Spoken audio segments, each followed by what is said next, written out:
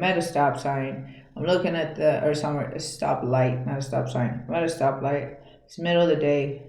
We just went and picked up groceries. And I turn like it's normal, you're at a stoplight, you're just gonna look around. And as I look around, I look over to my right hand side. And like I said, there's this blonde woman, maybe in her 40s, blue eyes, looking off into like the mountainsides. And I see this face in her face, and it's not a human face, and it's breathing, it heaves in and out of her face like this. Like if it were breathing, that's the only reason it has this movement, right? This heave ho. But the lady's sitting still. And I can only imagine what that lady was thinking when I was just fucking staring at her. I was like, ugh. I was in a freeze, absolute freeze, because there was absolutely nothing I can do. My foot was ready just to pounce on the gas. I felt like that thing was gonna pounce at the open windows. My kids are in the back, the kids are in the back, and I'm just like, this thing looked like it could pounce. It had a mouth cut, super long mouth, had an incredibly long mouth, and it was no lips, just like a line. It had two holes for nose, just it had no form of nose, just two holes, and it had reptile-like eyes, but really big, not small or slithered, really big, but reptile-like eyes. And it had his mouth open. You couldn't see any teeth or anything like that, but it was just like breathing in and out.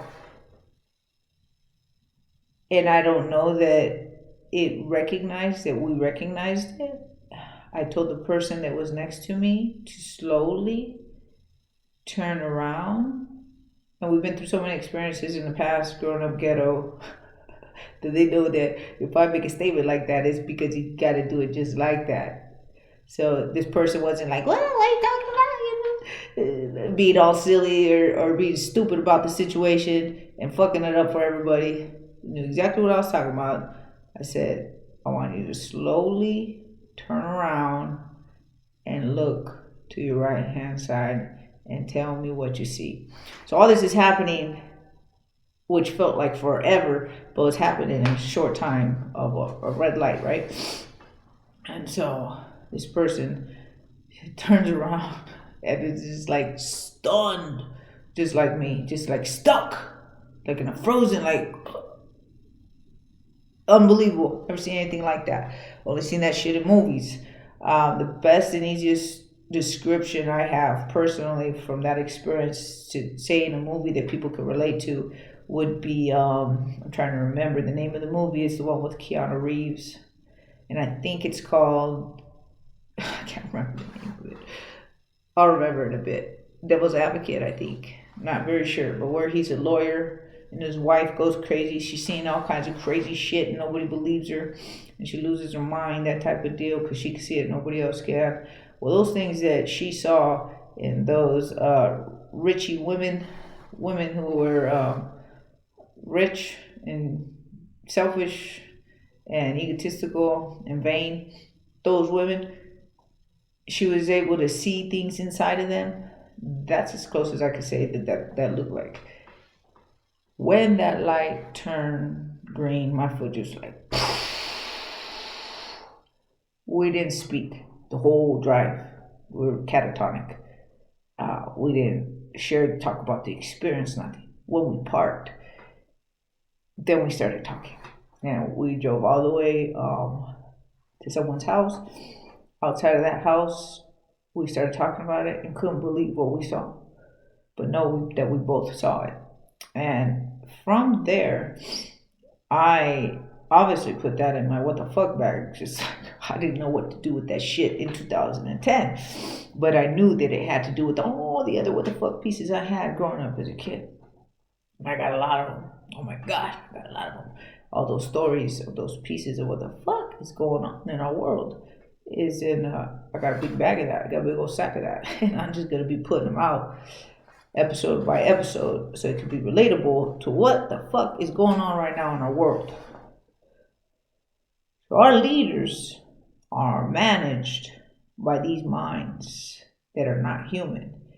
And if we don't recognize that this is going on, when we get corralled into this new space force and accepting alien life and accepting becoming superhuman by putting advanced tech in our body that links us to AI that ruins and degrades the soul, we don't recognize that we are soul force and that is first.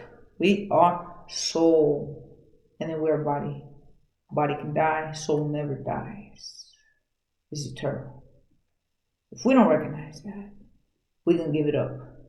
And then that is the name of their game. That's the end game for them. The end game is to make sure that mankind doesn't know it has a soul, make it disbelieve in good and bad, or good and evil, I should say, make it fairy tale, make them hate religion because of the atrocities done in the name of religion, not recognizing that there is truth in all things, but it's been masked with all of this evil and misdirected on the people. But because the people know that there is good in there, they hold on to the bad instead of questioning and saying, wait, let's fix this. We gotta fix this. People are afraid to stand alone, knowing they stand together as one with the Almighty. People are afraid. So if anything questions their religion, they're immediately afraid. And to question God in their mind, or question Jesus, which I call again Yeshua, or question Buddha, or question the Quran, any these different religions, regardless of the truth that's in there, they've been manipulated to misdirect mankind. End of story.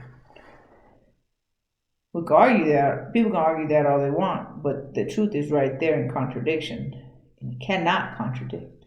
And so, if you want the words of Yeshua, get the words of Yeshua and follow the words of Yeshua. If you want the words of what Buddha had to say, get the words of Buddha, not interpretations or representations of other works. I know nothing about the Quran, so I can't say anything, but I know that those who follow it know that there's truths in there. And this is the only reason I bring it up, is because we have multi-cultures. They have the same fine line of truth within all of those cultures. And so we've got to find that fine line and maintain that vein of truth and start pushing off all that contradicts. But if we don't fix contradiction within ourselves, we accept that contradiction outside of ourselves. Always will be that way. And all the great teachers came to say that. Clear up, be honest, truthful to thyself, so that it can be truthful to others. Simple. But it's been very complex because we have been raised with so much shame, hate, frustration, pain. We don't know how to clear that up. We don't know how to face it and walk through it. And I want to show how to walk through it. How to walk through your own fire. How to forgive the self. Because you'll always be forgiven. Because we did not know what we did not know. And once we know, that forgiveness can set in. Because we can make the change from there on in. And that is it. It's very simple.